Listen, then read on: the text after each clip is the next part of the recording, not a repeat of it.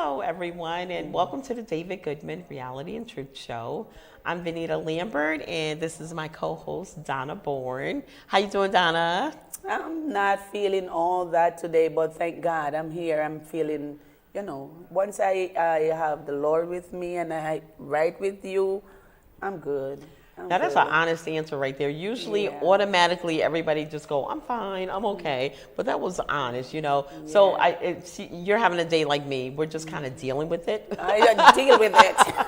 Whatever happens, happens. We all have these off days, but I'm thankful to God that I'm here. I'm thankful to God that we live in the best country in the world and that we're not at war. I know, and that's right. And we're getting over COVID because I'm seeing more and more people without a mask. Yes. So, and oh my goodness, I went to Sam's the other day and I bought some gas. And it was yesterday, as a matter of fact. It was $3.69 a gallon. I felt like celebrating because it's been like up to $4 and whatever. Yeah. So it's going down a little bit. Yeah, they took some oil out of reserves, and it's bringing the price down a little bit. And plus, when you go to like Sam's Clubs and Costco's and BJ's, it's always a little bit cheaper anyway. But I just want to say my heart goes out to the Ukrainians, and I am just praying for world peace every single day. Those people are being slaughtered for no reason at all, and they're targeting humanitarian lines. They're targeting innocent civilians, and it's just cruel and mean and nasty. And I just can't wait for God to put a stop to it because it's heartbreaking and to see people dying.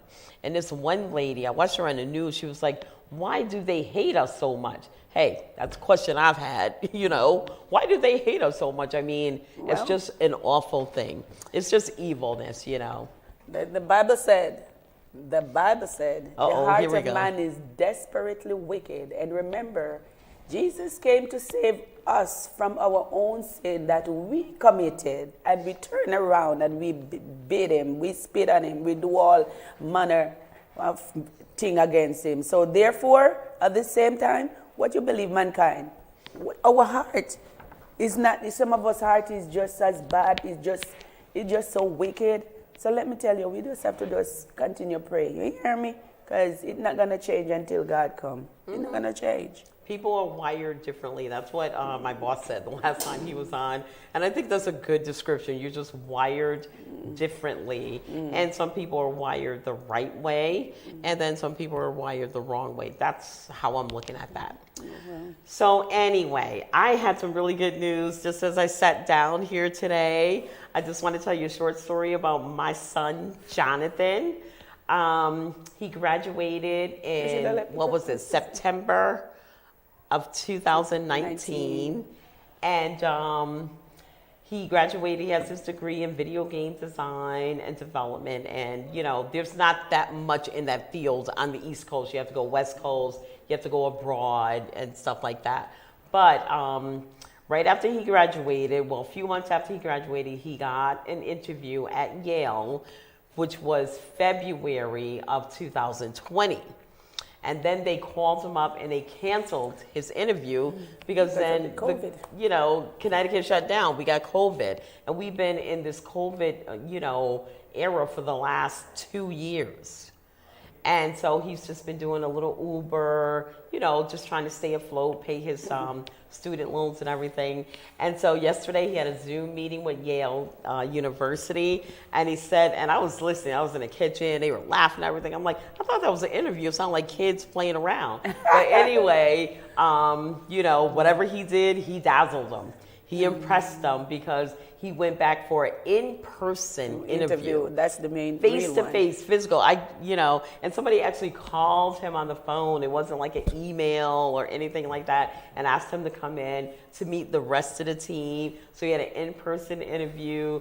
They gave him a little tour, and when he got home, he goes, I think I nailed it. And, he said they didn't say he got the job then, but he said he thought he nailed it because they gave him a you can know when you win it. Yeah. You can know when they give you a little tour, they're not going to take you on a tour for nothing if they don't like you. Yeah. So anyway, just as I sat down here, he texted me and said, I got the job. Hey. I am so happy. I'm so happy for you. Congratulations, Jonathan. Oh, my goodness. We're really happy for you. Took, 2019 to 2022, but he got the job. It's just your time. Yes, just at Yale University, and that's a good place to work. Because you know why? After you work there for 5 years, they pay half your kid's tuition. He doesn't have any kids yet, but if he have any, and they go to college. It's a good place to work. Yes. It's a very good place to work. Yes. And now, I'm telling you, it is so nice to know, you watch your son go through all these application,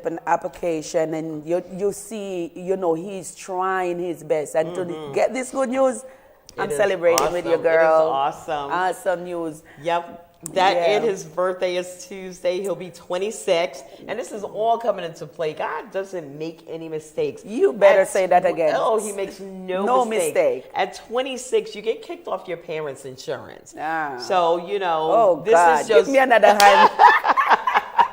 This is just such a perfect I'm just so happy. Just perp up my spirit just now. Yes. It's not like they were going to kick him off, April 12th on his birthday. But I think the following month or, a couple months after that, when you're 26 years old, you can no longer be on your parents' insurance per the Affordable Health Care.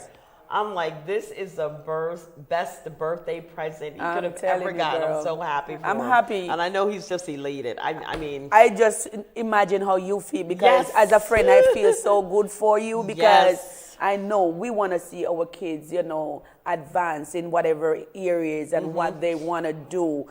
You want to be right there with them to hold them up and to hear this good news. Baby, I was feeling so down, Ben.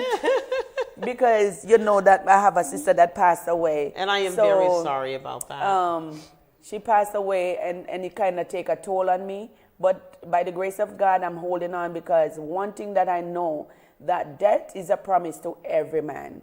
So it doesn't matter if somebody we love gone. We're going to feel some type of way. We're going to miss them and everything. But if God says it is their time, there's nothing you can do more than just to trust the process of what is going on and hoping that they make it into heaven. That's all I can say. And just keep the faith and take care of myself because a day is coming for me too one day. So it's just that she gone a little bit earlier. So that's what I keep telling myself. I'm boosting up myself with my friend here with me.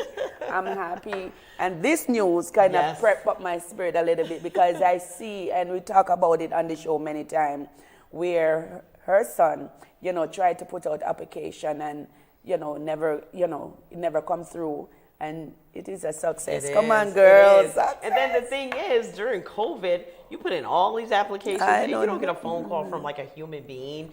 You might get an email and it's just discouraging. Yes. And now I bet you what's going to happen now, all the applications you put in, he's probably going to get a couple more offers. There you go. But I'm going to tell him stick with Yale because I believe Yale will be here until the end of the world. That's it, because one thing with Yale, when your feet is in, they don't fire you like that unless you officially, either you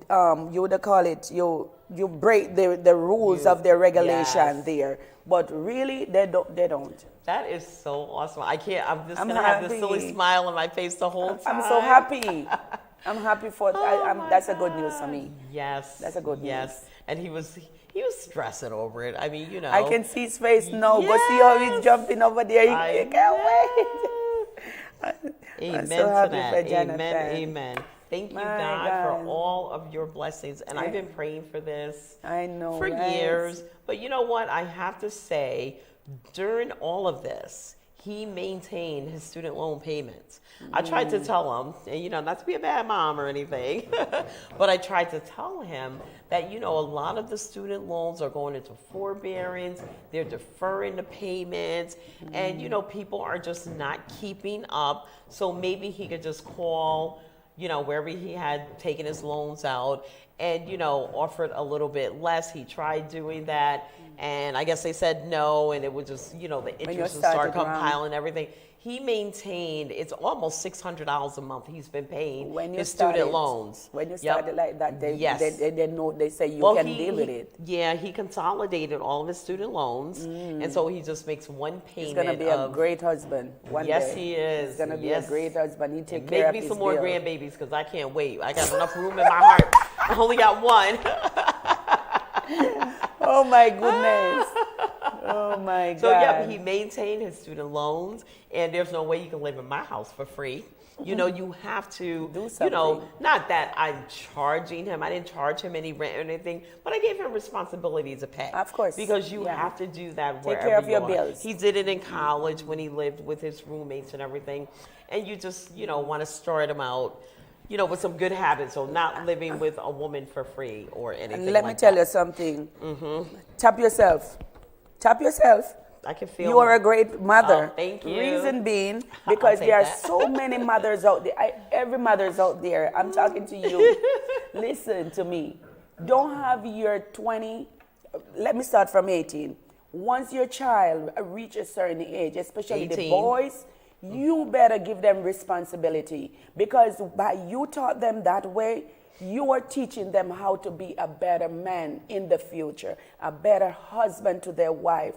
Then a man's supposed to always protect it over their wives and their kids, taking care of family. The Bible tells us that the man is the head of the house. He's the head overall. The man is the head, not a woman. So many times the men leave the woman to be the head over the house. I'm the head of my house. No.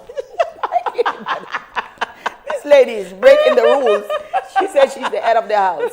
But listen, when we teach our kids from an early age, and teach them how to save, teach them how to respect you as the mother. And not only to respect you as the mother have to know how to, show that respect to your child first, because it first comes from you, mother. That's right. It first You're comes the first from teacher. You are the first one. And when you do that, then your son and your daughter will respect you.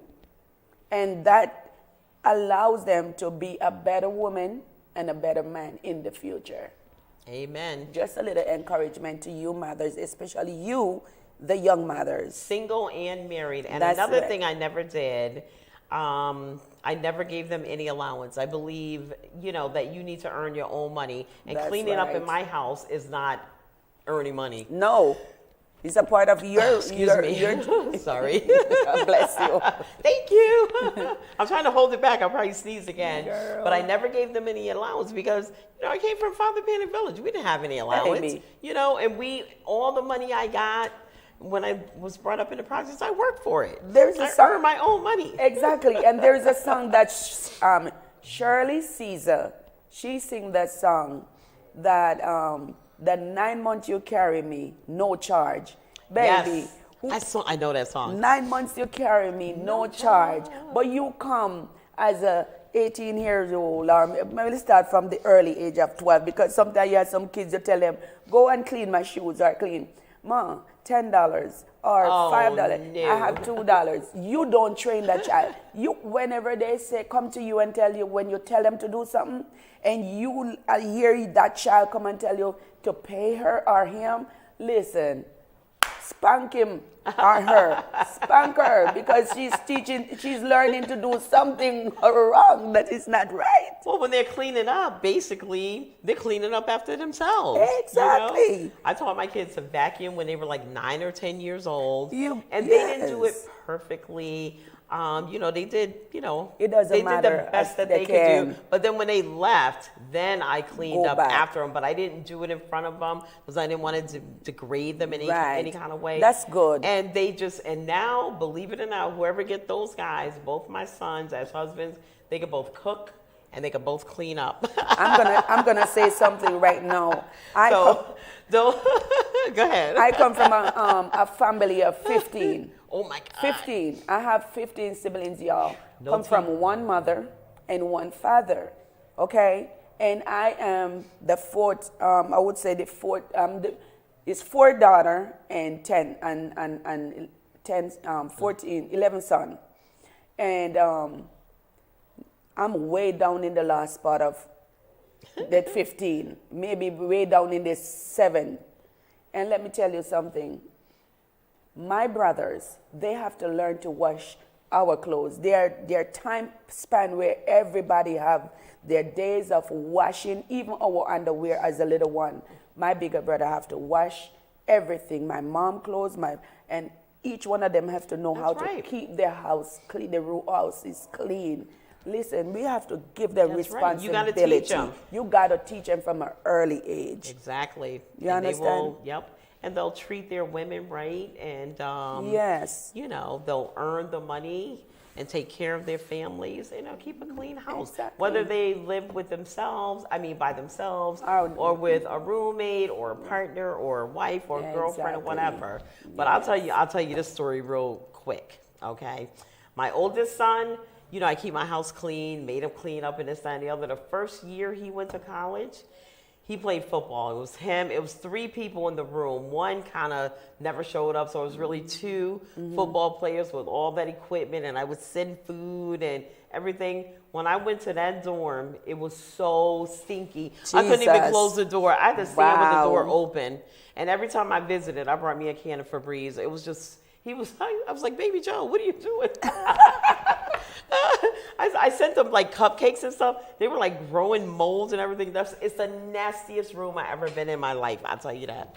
I'm serious. Oh, wow. So when the first freshman year they get out, and even after all that good training, they're just gonna like forget all about it. Yes, I know. It was about girls. It was about girls. It was about football, and I think that was and partying. And he got a 1.9. I was getting ready to hurt this boy. Wow. 1.9. So he got that up. So or else he would have been home. My son right now is in college. Oh, okay. And I always tell him, listen, you got to learn how to keep your own room clean, because guess what? There are times coming when you're going to have to share a room in college. Exactly. And I said, please, never leave out of that room unless you make your bed, make sure your place is put together. I said, you can walk out the road and something went wrong and somebody have to bring you back home. That's embarrassing. I said, take care of your room, take care of yourself. A clean environment make you look fresh. It sure does. It make you look fresh. And it feels good too. Exactly. Hey, so, man. Yep, you got to teach them. So, there's a lot of guys out there that, take good care of their houses. Yeah. I have a lot of clients, Medicare clients, life insurance clients. This one client, I go to his house. It is so meticulous, cleaner than my house could ever even dream of being. You have some guys are just meticulous. Everything is shining, waxed. I got to take my shoes off when I go to his house just to do Medicare. Right. I'm like, oh my God. So, and a lot of them can cook. Like my neighbor Frank, oh my goodness, he cooks so good. And he always brings over a nice dish because I provide an annual fish fry for all of my clients, which Donna is not only my friend, she's my client, and I'm going to try to get her to be one of my NCNW sisters. I just sprung that on her, so look how she's looking at me. She always do this to me, guys. I came here just to come on the show with her. She tell me right here that I'm her co-host. And look a year later, right? You're still here. I guess she will be an NCNW sister. Oh, Lord. Oh, you know what? It's such a rewarding group, the National Council of Negro Women of Bridgeport. It's a national nonprofit organization. Excuse me? I want to do one in West Haven. Well, there's 5 groups. There's one in New Haven. One is in New Haven? Yep. We have a Bridgeport section. We have a New Haven section. Oh. We have Hartford. We have New London. And we have a Collegiate section. Okay. And the reason I joined the one in Bridgeport is because I'm from Bridgeport, even though I live closer to New Haven. Mm-hmm. So I do all of my volunteering back down here. And, it's a organization that advocates for young African American girls and their families, And so we do a lot of good things. We have soul food for finals. We have National Founders Day, and it's just to, get everybody together and see how we can help our community in so many different ways. It's a great organization, and we need more members. We actually need more members because we're powerful in numbers. Well, the thing is, what you guys could do is more advertise it, That's what I'm doing right now. Advertise it more by I'm advertising and I'm recruiting. I think I just recruited one person. Oh, Lord. But yeah, you can go to our national website. It's online, ncnw.com.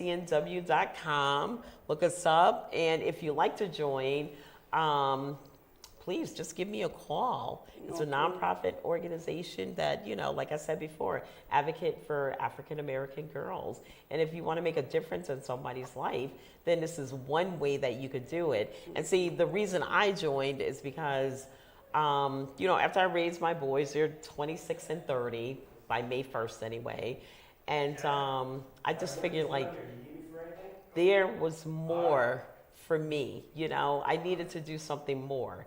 I felt like just being a mother and a wife, that couldn't be it. I think I'm put here for a bigger purpose and to join something bigger than me. And I'm still looking for what that is. I joined this organization, and if I can make a difference in one little girl's life or a teenager's life, if I could make a difference, somebody that's going the wrong way, redirect them to the right way, and get them through college and this, that, and the other, then I would feel kind of complete.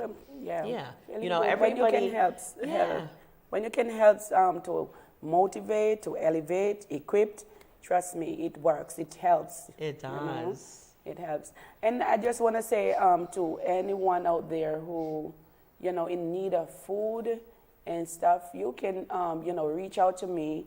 My church is giving out food for anyone who is around Connecticut area, Bridgeport, New Haven, Milford, wherever. You can visit us on Tuesday at 11:30 to 1. We have food given away, so you can drive by 785 Archer Street in New Haven, Beulah Heights Pentecostal Church. So you can visit us on Tuesday at 11:30 till 1 o'clock. So it's every single Tuesday at Beulah Heights? No, every first and last Tuesday. Okay, the first and the last Tuesday of each month. Yeah. From 11 to 1:30. The first Tuesday is gonna be the 11 till 1 o'clock, and the last Tuesday gonna be from 3 till 5. Oh, okay. Oh, okay. Now, what do you do? Just drive up, they put a box in your car, or you get out, you go in? Yeah, you come, they choose what they want. They come and they choose what they tell us what they want, and we pack it up, and we have somebody take it to their car for them. Oh, nice. That's really nice. And it's some good food. We have food for breakfast, food for lunch, fruits and vegetables most of the time, and little snacks for the children. Some good stuff, guys. So if you're home and you're short of certain things, just reach out to us. Come and visit. Or, just share the information. If you're, blessed enough not to need it, then share it with someone that you think might need it. That's a great service. Yeah. And just want to touch on Juneteenth a little bit. I'm part of that committee as well. And what the president was doing, Deborah was doing, she collected, and I think it's from April 4th to today, she was collecting purses filled with toiletries for young women. Yes, we do that too. And oh my goodness, I had a pocketbook. I got a few pocketbooks, and I stuffed them with all kind of goodies, deodorant, and it just felt so good. And I hope whoever gets my purse, they're also going to get cash. I said, there's probably something I'm not thinking of. So I put money in an envelope, and I put the deodorant and toothpaste and, sanitary napkins and all that stuff in. That's so when they get to the bottom, they're gonna get a surprise. Nice, and man. That gonna was get good. some cash. I know. I hope somebody who gets it really, really needs it. So it's good to get. It really feels good to give back, doesn't it? And volunteering. It's really does.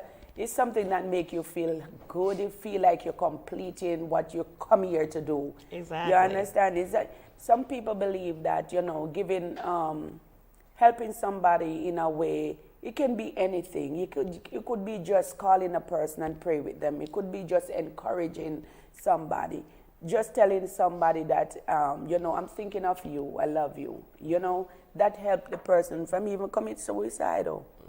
Because there are many people never heard that somebody tell them that I love you or I'm thinking about you. Right. You're so right.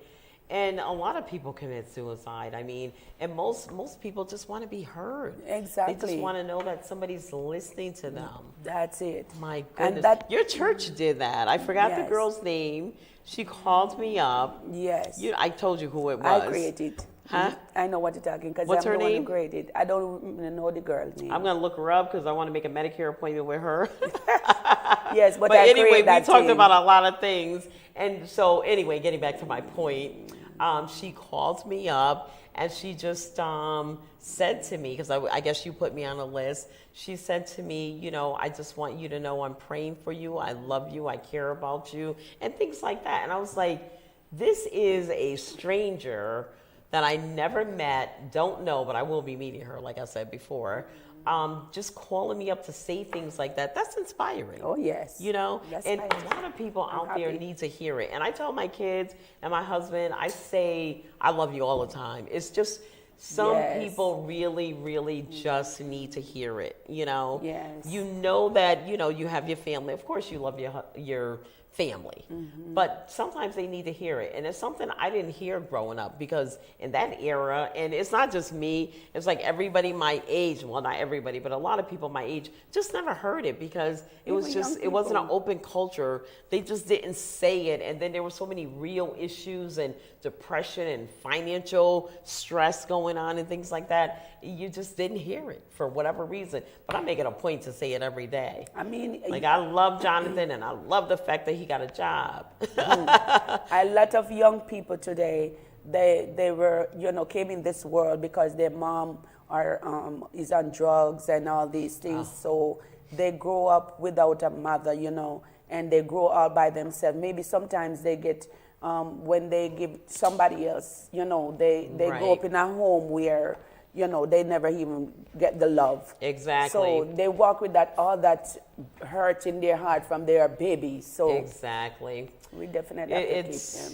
Yeah, yep. It's so sad. Well, anyway, that is our show for today. We have about 30 seconds left. I just want to say thank you so much for joining us every week. And please remember to follow us on YouTube. Yes. And that's our show for today. So this is the David Goodman Reality and Truth Show, and we're on your side.